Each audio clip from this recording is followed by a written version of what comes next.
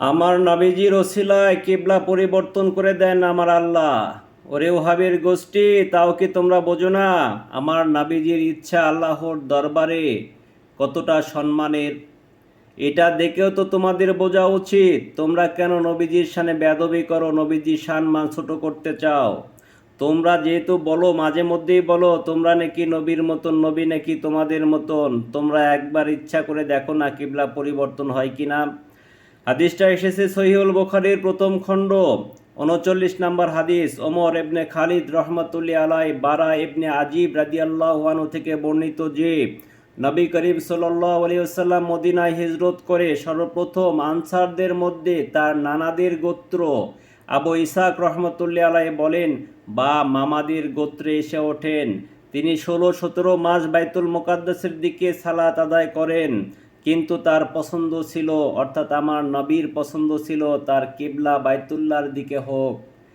আর তিনি বাইতুল্লাহর দিকে প্রথম যে সালাত আদায় করেন তা ছিল আসরের সালাত, এবং তার সঙ্গে একদল লোক উক্ত সালাত আদায় করেন। তার সঙ্গে যারা সালাত আদায় করেছিলেন তাদের একজন লোক বের হয়ে এক মসজিদে মুসল্লিদের কাছ দিয়ে যাচ্ছিলেন।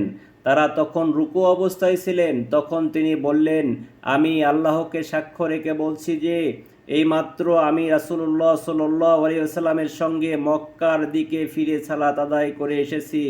তখন তারা যে অবস্থায় ছিলেন সে অবস্থায় বাইতুল্লাহর দিকে ফিরে গেলেন।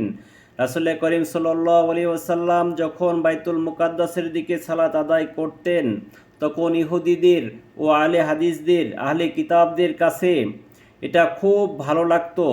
কিন্তু তিনি যখন বাইতুল্লাহ দিকে সালাত আদায়ের জন্য তার মুখ ফিরালেন তখন তারা এর প্রতি চরম অসন্তুষ্ট হলেন।